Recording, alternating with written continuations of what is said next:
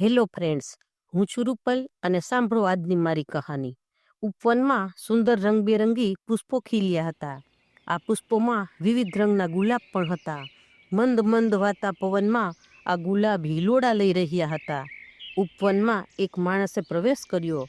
ગુલાબ જોઈને એના પગ ત્યાં જ થંભી ગયા. એ ઝૂલી રહેલા ગુલાબની સામે એકી ટસે જોતો જ રહ્યો અને ગુલાબને વાચા ફૂટી. એણે માણસને પૂછ્યું, આમ મારી સામે ટગર ટગર શું જોઈ રહ્યો છે? માણસે કહ્યું, હું ક્યારનો વિચારું છું કે ભગવાને તને શું રૂપ આપ્યું છે, શું તારો રંગ છે, અને સુગંધ તો ભલભલાને તરબર કરી દે તેવી છે. પણ આટલું આપ્યા પછી ભગવાને તને કાંટા શું કામ આપ્યા હશે? મને એ નથી સમજાતું કે જો કાંટા ના હોત તો તારું મૂલ્ય સોના જેટલું હોત. ભગવાને આ ખોટું કર્યું છે. ગુલાબ તો શાંતિથી સ્મિત પાથરતું ઝૂલી રહ્યું હતું અને કાંઈ જવાબ ન આપ્યો. માણસ તો આગળ ચાલ્યો. ચાલતા ચાલતા એ તો પહોંચ્યો સમુદ્ર કિનારે. અફાટ સાગર હિલોડા લઈ રહ્યો હતો. દરિયાની નજીક જઈને માણસે પૂછ્યું, દરિયાદેવ, શું તમારી વિશાળતા? તમારી પેટાળમાં તો મોતીના ઢગલા છે. તમારું પાણી એટલું કે ખૂટ્યું ના ખૂટે, પણ આટલું પાણી હોવા છતાં ભગવાને આમાં ખારાશ કેમ મૂકી હશે? ભગવાને આટલું ખોટું કર્યું. દરિયો ફક્ત ઘૂઘવી રહ્યો હતો. રાત ઢળી ગઈ હતી. પૂર્વ આકાશમાં ચંદ્ર ખીલી રહ્યો હતો. માણસની નજર એના પર પડી.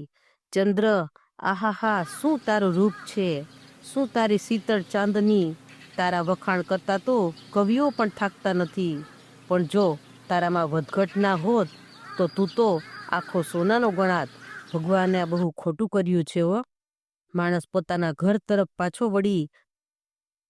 વળી રહ્યો હતો કે જાણે આકાશમાં ગેબી વાણી સંભળાય, રે માનવ, ભગવાને તને આટલી સુંદર આંખ આપી છે, આટલી અદ્ભુત બુદ્ધિ આપી, આટલું સુંદર મન આપ્યું, આટલા સુંદર પગને હાથ આપ્યા, આટલા સુંદર અવયવો આપ્યા. આ બધું સારું કાર્ય કરવા માટે ને સારું જોવા માટે આપ્યા છે. પરંતુ એ ભૂલી ને તું દરેકની ભૂલ જોવામાં ન પડ્યો હોત તો આજે તું પણ આખો સોનાનો થઈ જાત, દેવની જેમ પૂજાત. પણ હજી તો તું માનવ જ રહ્યો છે. બધામાંથી ખોટ કાઢીને હવે તું દાનવ ના બની જાય એ જોતો રહેજે હો. મિત્રો, આ વાત 100% સાચી છે. સારું અને નરસું, સાચું અને ખોટું, ગુણ અને અવગુણ આ તો દરેકમાં હોવાના. પણ આપણે આપણી દ્રષ્ટિને કેવી રીતે કેળવવી જેથી બધાનું સારું જ દેખાય.